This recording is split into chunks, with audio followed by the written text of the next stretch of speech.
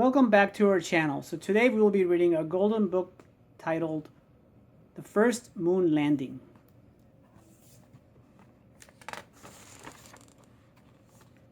On July 20th, 1969, two human beings walked on the moon for the very first time.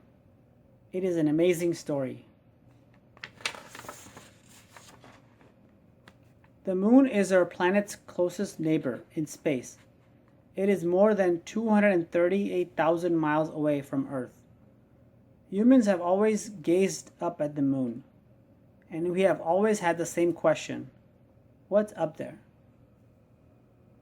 Flying to the moon seems impossible until the 1960s. In 1961, President John F. Kennedy made a promise. He said America would land astronauts on the moon and return them safely to Earth. By 1970, this trailblazing moon mission would later be given a name: Apollo 11.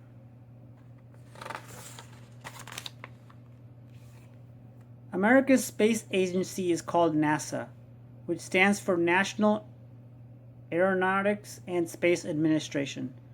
NASA would first need a powerful rocket to send the astronauts into space. They built a 363-foot rocket called Saturn V.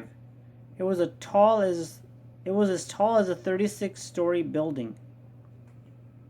Saturn V would carry a second unit, a command module called Columbia. It was shaped like a gumdrop and had a cabin for the astronauts. It would fly high above the moon's surface while the astronauts did their moonwalk. The third spacecraft was a lunar lander named Eagle. It looked like a giant insect. Eagle would drop down from the command module and land two astronauts on the moon.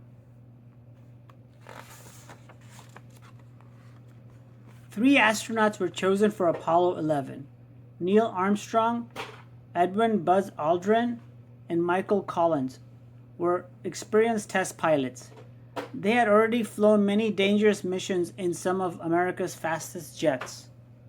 On the morning of July 16, 1969, the countdown began.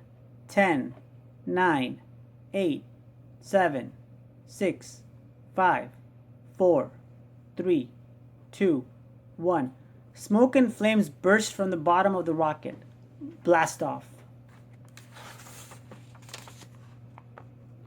Soon Saturn V was high above Earth. Faster and faster it flew. 6,000 miles per hour. Then 15,000 miles per hour. The rocket quickly reached a speed of more than 24,000 miles per hour. That's more than 6 miles a second.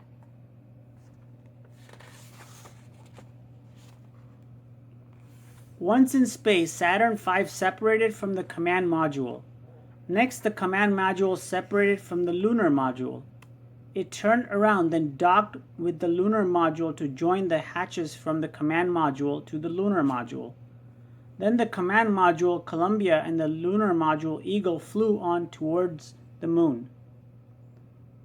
After 3 days in space, the command module was finally in the right place above the moon.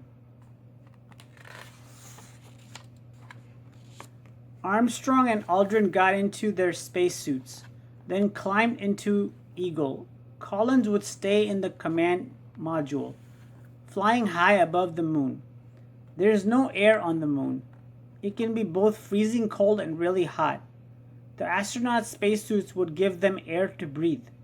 The suits would also keep them warm if they got too cold, or cool them off if they got too hot. Too much perspiration could fog up their helmets, and the astronauts would have no way to clean them while wearing them. Their helmets also had radio gear for communicating with Collins and the NASA scientists back on Earth.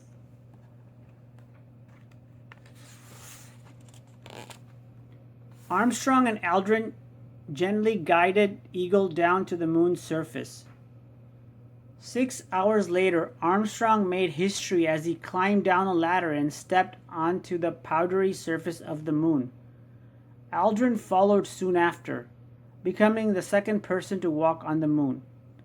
Armstrong sent this radio message back to Earth. The Eagle has landed. That's one small step for man, one giant leap for mankind.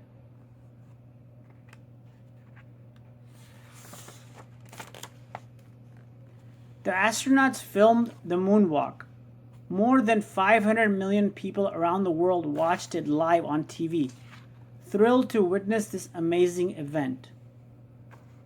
Armstrong and Aldrin raised an American flag and left a plaque on the moon's surface. The plaque reads, "Here men from planet Earth first set foot upon the moon. July 1969 AD. We came in peace for all mankind."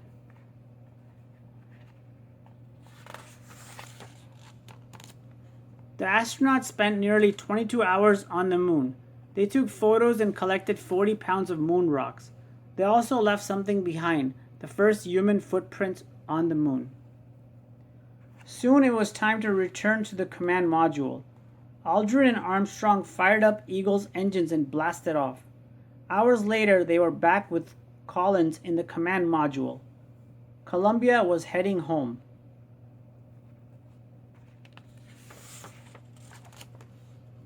On July 24, 1969, Columbia splashed down in the Pacific Ocean. The USS Hornet, a U.S. Navy aircraft carrier, was there to pick up the astronauts. Thanks to the astronauts' discoveries, scientists learned many things from the Apollo 11 mission. They came to believe that the moon was once part of Earth until it broke off and flew into space long ago. Scientists also found evidence that the moon has moonquakes just as Earth has earthquakes.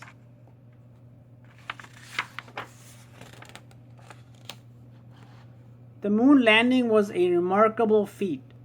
Armstrong, Aldrin, and Collins were America's newest heroes. Parades were held in their honor in New York, Chicago, and Los Angeles. There would be 5 more NASA missions during which American astronauts would walk on the moon. All of those brave astronauts followed in the footsteps of amazing Apollo 11 crew.